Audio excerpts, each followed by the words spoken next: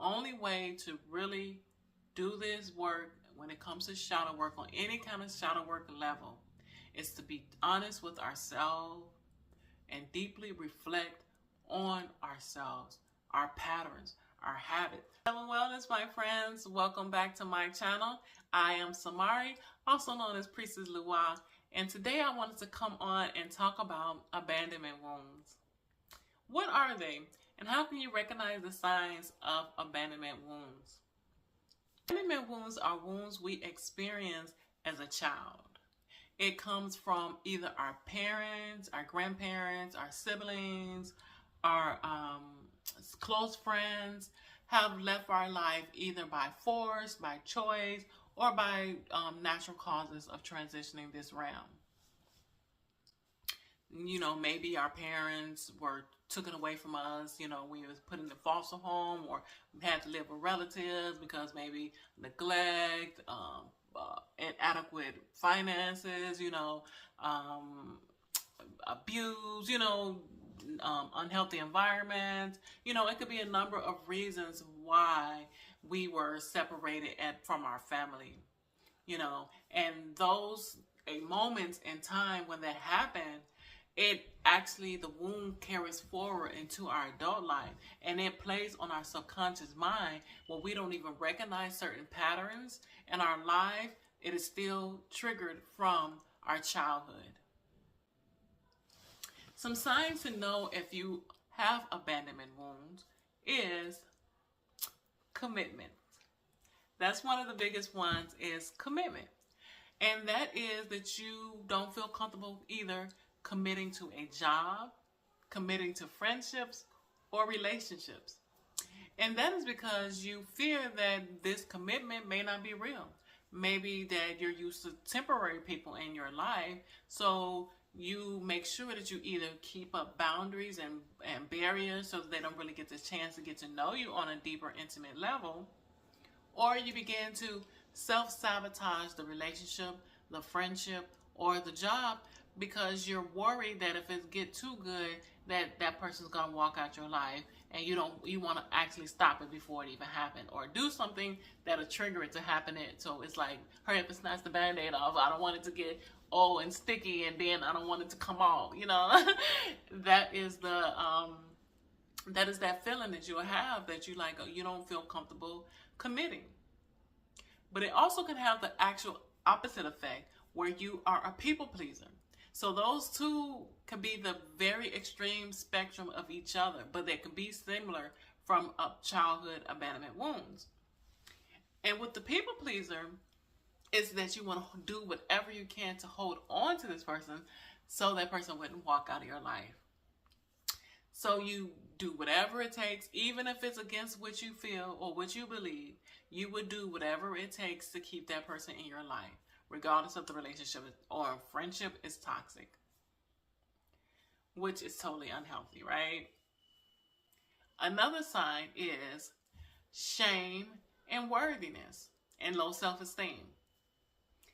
Because a parent who you assume is supposed to love you, so it's people who have who's supposed to have the one protecting you and loving you, are the ones who left your life. Again, like whether if it was choice or force, you know, whether they just transition this realm where they didn't have no control over, where you don't have no control over, but in your mind you feel you wasn't worthy enough for this person to stay. Maybe something you did personally wrong that made you feel insecure, like, oh my God, it's my fault, my mom had to walk out. Oh, my mom. You will make all these different excuses on why we're not worthy enough, you know, why it's that you should have low self-esteem about yourself because of something that's triggered from the childhood, again, that you had no control over because you was a child. But in your life as an adult, you feel insecure, low self-esteem, shame, because you think it's something personally to do with you on why that person abandoned you. Another sign is not showing up fully as yourself, wearing a lot of masks, you know, so people won't get the chance to get to know you. You keep your distance, you know, and if too many people begin to recognize you or appreciate what you do, You find yourself hiding back in the background. You won't let yourself show up 100% because, again, you're worried, is it temporary? Right? And this is a very unfortunate thing how it happens to so many people. A lot of people don't fulfill their full destiny and their full potential because this wound within them that they don't even recognize. They don't even recognize that it's from childhood. The reason why you feel insecure is who you are as an adult. You know? And how do the patterns show up in relationships in your life? Do you keep attracting to people who are emotionally unavailable, who would be the type that be ready to leave and check out of everything, you know, every second, you know, even if you're the type of person that's a people pleaser. So you will people please a person that you know is emotionally unavailable and mentally and physically can't be available for you the way that you need them to. So let me offer some tips on ways to assist you with healing the abandonment wounds. The first step is recognizing and acknowledging through deep self-reflection. The only way to really do this work when it comes to shadow work on any kind of shadow work level is to be honest with ourselves and deeply reflect on ourselves, our patterns, our habits. Think of in the past when you didn't fully show up as yourself because you was too afraid and wanted to hide in the background. Think about any times that you were afraid to fully commit to a job, a person, a relationship, a friendship. Think of any time that you felt that you had to overplease somebody or what you were doing were not enough to keep a person in your life. And then how do you feel when people do walk out of your life? Do you take it super personal to the heart and to the core? Those are some good questions to ask yourself when you really want to get to the root and see if you are getting triggered from what happened to you in your past. You have the right to feel how you want to feel. You have the right to show up and be who you are, just as you are. So that's why we need to do the deep self-reflection. It's important to be truthful with yourself because that's the only person who's healing you is you. So the first step is being honest and truthful with yourself on how you show up for yourself, for friends, and for your children, and for your family. Do you show up as your authentic self? Or do you show up in a way that could fit in so won't nobody notice you? Do you show up in a way that is where you put up all these barriers and walls so people won't get a chance to get to know you? So they won't love you. So they won't accept you. So it's just take a time to, just write it all down, what you notice. Second step is to write down how you felt as a child. And that is when you get real clear. You get real deep.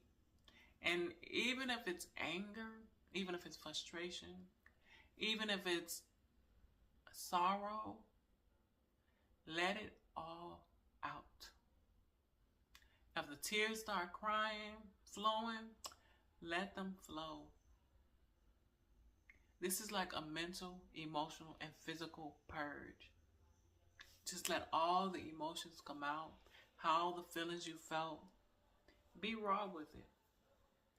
And have compassion with yourself at the same time.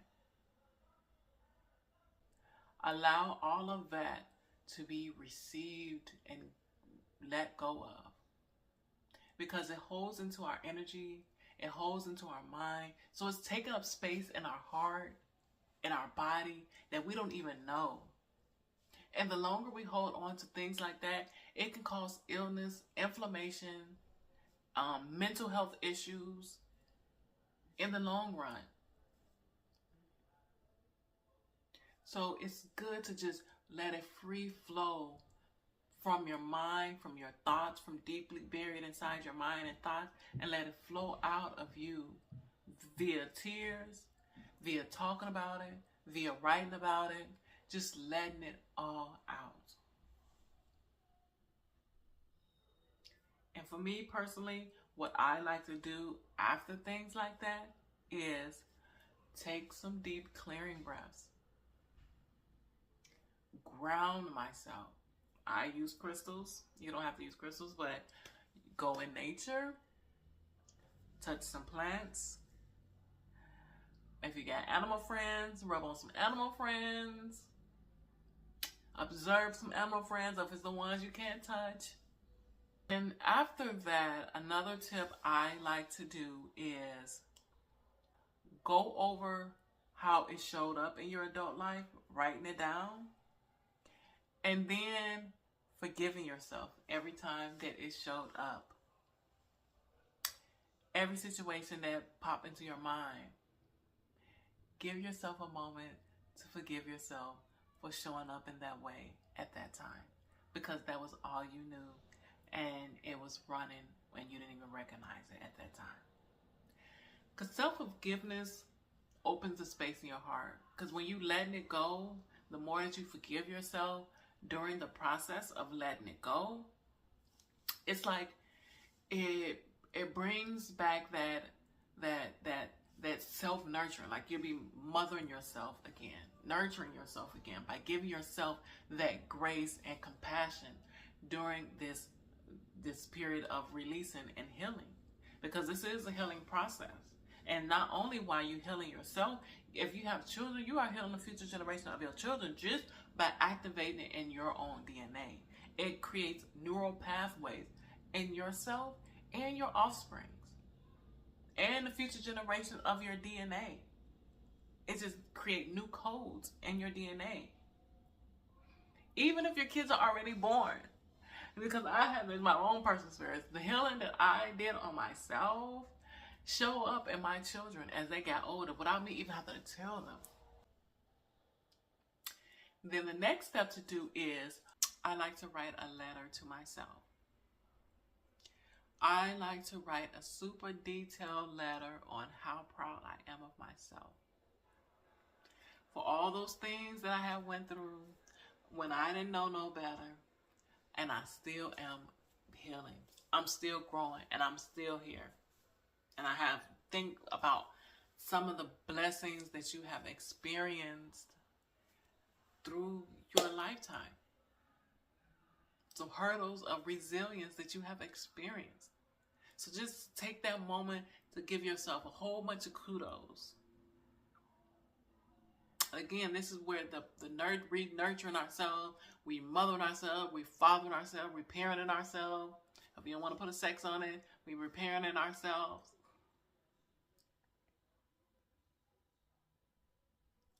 That's that moment of vulnerability when we're being for ourselves what we wanted someone to be for us when we were there as that child.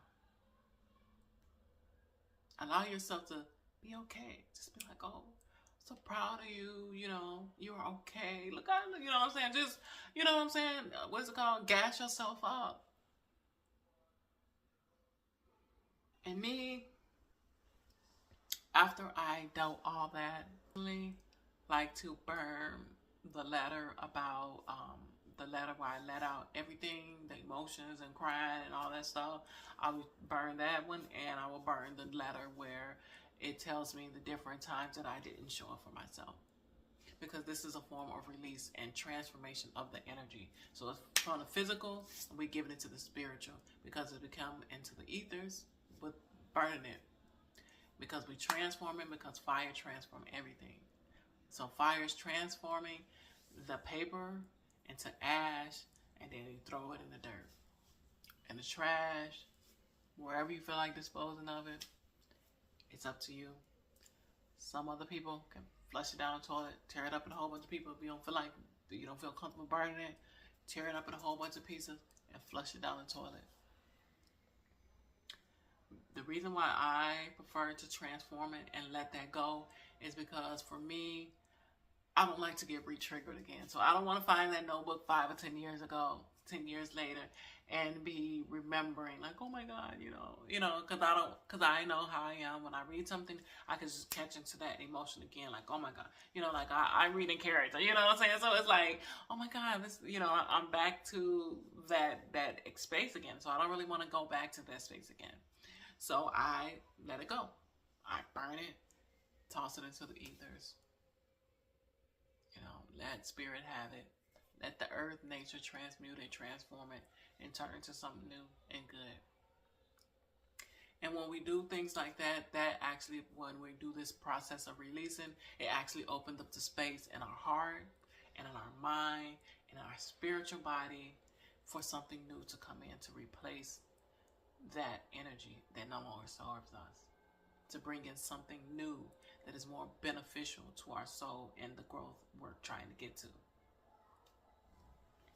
Another process I like to personally do after those two rituals is dance or do yoga, turn on some music and sing, or work out at the gym or home if you got the equipment to work out at home, if you're a home workout person. Because that's what, again, we're getting back into the physical body. And with the physical body, we do moving our body, we're dancing, we're freeing ourselves, we are letting it out of our body. And, me personally, when I dance or do yoga or exercise, either something like that, I like to do it I'm sweating, so that I can feel my body detoxing whatever that was that I was going through, or whatever that is that I was releasing. So I'm not only releasing it from my emotional body and my mental body, I'm releasing it from my physical body, from my DNA, by shaking it out, letting it come out with the sweat. Just letting it all out. Freeing myself and being present in what I'm doing. So if I'm dancing, I'm just focused on the dancing. I'm not even thinking about that ceremony I just did. I'm thinking about freeing myself at that moment. If I'm singing, I'm into that song right there. I'm into that song. You completely like, singing, like thinking I'm Fantasia up in this. Like, I know. Things like that. So to put me back into that childhood innocent feeling good, like when we do shadow work, which is so essential that you do the shadow work, but what's the most essential part of after you do the shadow work is shifting your own physical body energy, dancing, freeing yourself, having fun, doing whatever it takes to have fun. Like sometimes I even just go do my plants. I just go start gardening. I might even go get an animal, one of my cats, the snake or whatever, to comfort myself, just to feel good in that moment, to be in pleasure after the hard work I just did. Because doing shadow work is hard work. You know what I'm saying? It's like getting off a 9 to 5, a 16-hour job. You know what I'm saying? Like, because some of those wounds hit deep. And, so that's the way you transmute it in our physical, emotional, and, writing it out, acknowledging it, and allowing it to go with our intentions of saying we're letting it go, by doing ceremonies, again, like burning it or tearing it up, and then again about moving our body, dancing, doing whatever it takes to bring ourselves pleasure. Paint, write a poem, something that makes you feel good. So it don't have to necessarily be dancing, but dancing is good, but expression and doing things to bring you pleasure, to shift your mind, shift your energy from that heaviness that you just went through. And again, do not worry if all of this don't help in one day. Healing is a process. So after all these ceremonies and activities, give it a couple days, 2 or 3 days. Take it easy and light on yourself after purging. Take some time to take some walks in the park, deep breathing, but just don't allow your mind to go back to that moment. Just see it as clear and gone. And just try your hardest to be present. And some things, if it's been a reoccurring a problem for you, as far as a whole bunch of different scenarios of abandonment wounds showing up in your current life, you may have to do the ceremony several times until it's completely out. Because it depends, again, like I said, it depends on what age you were, or when you starting the healing process, how many years ago, how long ago it was, how deeply the wound go. So, it can get heavy and it can get deep. Journal. How did the past make you feel? Be completely honest, as raw as you can be. Let all the emotions flow, even if it may bring tears to your eyes. And that's the thing about life. It comes with changes, ins and out, lessons, growth, cycles, regeneration. We got to do the healing process first for ourselves. And then we can share this gift with someone else, because that's when it becomes a gift, because we turn the knowledge into wisdom, because now we know how to fix it for ourselves. And that's what makes it authentic, because we done did it for ourselves. We can't say that we just read it in a book. We can't say that we just heard it on someone else. When we go through the personal experience of healing it in a way that we want to heal it, that we're supposed to heal it, that make us feel good and make us feel whole inside, we done banked on some wisdom that we can share with others now. You know? So, I'm sorry, what was I? I'm not a psychiatrist or a therapist, so another thing, you can go see your therapist, because they definitely can help you talk it out. Because sometimes talking to someone else is very helpful. Like, I have a friend that is a therapist, and, you know, I get to talk to her because she's the queen of got the questions, you know what I'm saying? Because sometimes them therapists, they be knowing them questions to ask you to make you be like, ooh, I didn't think about that. Let me go deeper. You know, so it is good to see a therapist. Therapists can be very helpful. You know, talking to a friend or a family member as well. If you even let anybody get that close, you can even, you know, if you don't have any friends you can talk to a family member. You know, so those are some tips today. If you felt this video was helpful, feel free to like, comment, subscribe, share my video with a friend. Also, I forgot to mention, I do have a journal that has other childhood wounds that you may be experiencing in your life. If abandonment wasn't one, there is a ton of other ones, from like neglect to abuse. You know, there are so many different other childhood traumas that can assist you in that journal, that you can, journal prompts that can help you recognize those patterns, as well as there are healing, different healing techniques that I offered inside the journal, as well as different affirmations and quotes. So if you would like that, feel free to click the link in my bio in the description. Until next time, peace, love, and wellness.